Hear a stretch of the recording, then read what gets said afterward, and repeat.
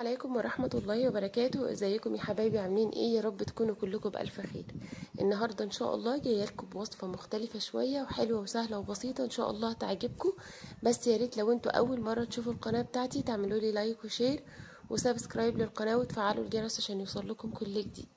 مقاديري بسيطة جدا وسهلة، مفيهاش اي تعقيد، حاجة كده مختلفة. هعلمك ازاي تطلعيها ما يكونش فيها ريحة اي زفارة، وتكون طعمها حلو كده ومسكر، وما يكونش فيها دم في الفواصل. ناس كتير بتشتكي من الفراخ بالذات غير اي طيور بيبقى فيها نسبة زفارة عالية. هقولك تنقعيها بايه وتغسليها بايه بحيث انها تطلع معاكي ما فيهاش اي ريحة. طيب، مقاديري بقى النهاردة سهلة وبسيطة جدا. معايا 4 مكونات، ما فيش غيرهم غير المكون الاساسي. معايا بصل، وشرط ولازم اكيد تكون مبشورة. اي اكل هتعمليه سواء طبيخ مثلا او تتبيله او اي حاجه، اي اكل هتعمليها بشوري البصله بتغير معاكي الطعم تماما، بتنقلك من مكان لمكان تاني اصلا. حاولي كده تجربي في اكله، اعمليها في مره متقطعه او مضروبه في الكبه، واعمليها مره وهي مبشوره. بصوا بتبقى تحفه. يعني المحشي، انا والدتي كنت بقول لها ايه الفرق يا ماما، اللي هو انت مثلا ايه ان انت تبشري البصل للمحشي، فتقولي لا بيدي طعم حلو قوي. فكنت بستسهل وبضربه في الكبه مثلا او بقطعه، وكنت بقول انه عادي. كمان لقيتها بتبشر الطماطم، ما بتحطش الطماطم مضروبه في الخلاط او كده، لا بتبشرها. المحشي صراحة كان بيطلع طعم قوي. وفي اي اكلة تانية كانت بتعملها فيها صلصة او فيها تسبيكة، كانت بتبشر برضو البصل. طيب هنا عندي زي ما قلنا هما 3 مكونات غير المكون الاساسي. المكون الاساسي عندي هو الفراخ بتاعتي. بعد كده هجيب 3 بصلات كبار، هبشرهم كويس باللي هي المبشرة، الجزء اللي هو اللي هيخليها ناعمة، هيموتها بزيادة. بتجيبيها وبتبشريها، وبنحط عليها معلقة كبيرة من الفلفل الأسود، معلقة كبيرة من الملح، معلقة الشاي اللي هي الصغيرة دي توم باودر. نقلبها مع بعض كويس جدا. وعايزة أقولك يعني أنا بقلب بالمعلقة عشان احنا في الفيديو، بس صراحة انا يعني لما قفلت الفيديو قلبتها بايدي كويس قوي، عصرتها كده لحد ما نزلت المية اللي جواها. لازم تضغطي على البصلة لحد ما تموت. تمام. جيت عندي هنا بقى جبت الفراخ. طبعا شغل برضو المعلقة ده مش نافع، لازم برضو تستخدمي ايديكي. بنقلبها بقى في التتبيلة دي كويس قوي، وبنحاول ايه بعد غسيل الفراخ ان احنا نخرمها عندي بالسكينة، بحيث انها تشرب جواها، يشرب من قلب التتبيلة. يعني انا ما احسش بالطعم بره بس في اللحم بتاع الفراخ بره بس، لا، عايزه احس بيه في قلب الفرخه نفسها من جوه. بصوا بقى بنعمل فاصل ما بين الجلد واللحم، بحيث ان احنا نحط برضو من التتبيله بتاعتنا. طيب انا كده وصلتكم لمرحله حلوه قوي. بعد كده بقى هنعمل ايه؟ هقولك ازاي تغسليها وازاي تنقعيها. بصوا، اللي اكتشفته ان الطيور بالذات مش عايزه افتكاسات كتير. يعني مثلا هو ممكن يكون البط لان هو بيبقى فيه نسبة دهون خارجية كتيرة جدا، فبتبص تلاقيه دايما مدهن، وطالما فيه دهون كتيرة جدا بتحسي ان الزفرة بتاعته عالية. طيب بنغسله ازاي؟ بنغسله بجنزبيل، بنغسله بليمون، بنغسله بقشر برتقان. ولازم يكون القشر سليم مش مبشور. يعني ما تجيش واحد تقول لي انا كنت بشره شويه للكيك وحطاهم في الفريزر ونقعت بيهم البط. التفتيل اللي هيبقى نازل من البرتقان هيخش في جوانب البطه وهيدي طعم في الشوربه مش حلو قوي.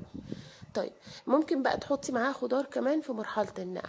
بتحطي معاها طماطم، تحطي معاها جزر،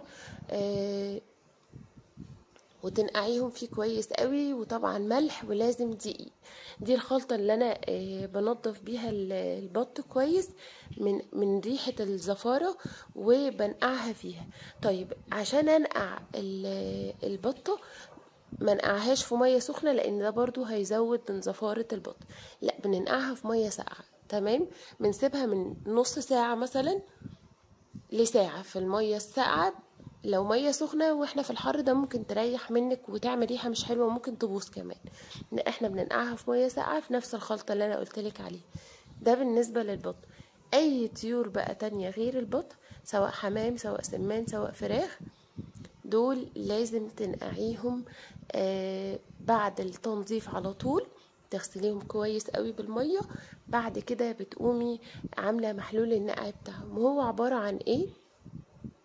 شوية من الدقيق، عليهم شوية من الملح، عليهم كذا طماطمايه تكوني يعني بتقطعي الطماطمايه 2 وتعصريها كويس قوي في الميه بتاعتهم. كمان بنحط 3-4 ليمونات معاهم برضو.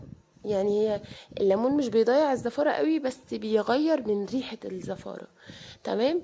وكمادة تطهير حلوة برضو. ما بنحطش الخل وما بنحطش الخل للمرة الثالثة، علشان الخل بيثبت الزفارة وبيهري أنسجة الطيور عندي اللي أنا بغسلها. بيهري الأنسجة قوي من جوه، ومش بيضيع الزفارة تماما، بل بالعكس ممكن يكون كمان بيغير طعمها. لو انت نقعتي مثلا الصدور مش الوراك بس، نقعتيها في خل وعملتيها في شوربة او عملتيها في اي اكل تاني، هتلاحظي انه مفتل قوي بزيادة. جربي تنقعيها من غير خل وشوفي هتلاقي فيه تغيير وفيه فرق كويس قوي. بننقعها فيهم مثلا برضو زي ما بننقع البط، حوالي نص ساعة في مية ساقعة، ننقعها فيها كويس. وكل شوية في الفترة دي، علشان الدقيق بيترسب تحت عندك، كل شوية هتقلبيها بإيدك كده كذا تقليبة. كل ما يترسب عندك الدقيق تحت تقلبيها كذا تقليبة. تتعاكي بقى الطيور قوي من عند المفاصل ومن عند الرقبة وفي وفي بطنها من جوه كده، تحاولي ان انتي توصلي لكل الاجزاء المستخبية وهي في محلول النقع ده. خلاص خلصتها عندي بتاع ساعة، اقوم عاملة بقى مطلعاها ومصفياها كويس قوي من المحلول ده. وبعد كده بقوم عندي جايبة شوية مية برضو ساقعين، وعصرة فيهم 3-4 ليمونات حلوين، واقوم حطاها فيها كمان مثلا حوالي ربع ساعة ولا حاجة، مش اكتر من كده. هتبصي تلاقي لون الفرخة وجلدها وريحتها اتغير تماما.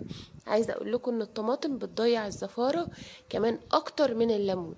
يعني الطماطم بتضيع الزفارة قوي في اي طيور. طيب هنا عندي جبت بقى جبت عندي الصينية بتاعتي اللي انا هستخدمها. حطيت فيها ورقة من الزبدة، لان انا عايزة الصوص او البصل اللي هيتبقى عندي ما يتحرقش. انا مش عايزاه يتحرق، انا عايزة الصوص يفضل وياخد لون كده، بحيث لو عملت انتي لازم تعملي معاها مكرونة او تاكلوها مثلا بالعيش. انا شايفاها ان بالرز هتبقى ناشفة قوي ومش هتبقى حلوة زي المكرونة والعيش. ببقى عايزه الصوص بتاعي ما يتحرقش. لو انت حطيتي الفراخ والبصل منه للصينيه على طول، الصوص بتاعك عندك هيتحرق. حطي ورق زبده، الفراخ هتستوي وهتاخد لون من فوق ومن تحت، والبصل عندك هيبقى مكرمل بس وهو فاتح، مش وهو غامق ولا محروق. تمام. ببتدي بقى احطهم عندي في الصينيه بتاعتي وبدخلها على فرن سخن. ليه انا بدخلها على فرن سخن؟ مش مثلا انا خلاص يعني خلصت اقوم حطاه وبعد كده اولع الفرن، لا. لو عملتي الحركة دي هتلاقي الفواصل عندك اللي ما بين العظم الفراخ وبعضها هتلاقيها عندك عاملة دم. مش معنى الدم انها ما استوتش او بتعمل دم غامق شكله مش حلو. يعني انت نفسك هتقرفي منه. لا، اديها الصدمة في الاول انها تدخل على فرن سخن، استحالة تعمل منك في الفواصل بتاعة العظم تعمل دم لونه بني او لونه غامق. دي برضو حاجة تانية لازم تاخدي بالك منها. لما بتدي الأكلة صدمة استحالة تعمل منك الحركة دي. دخلتها بقى الفرن على درجة حرارة عالية لحد ما ابتدى عندي البصل ياخد لون، قمت وطيت خالص وقفلت الفرن عليه. بكده الفيديو يكون خلص، واتمنى يكون عجبكم. يا ريت تعملوا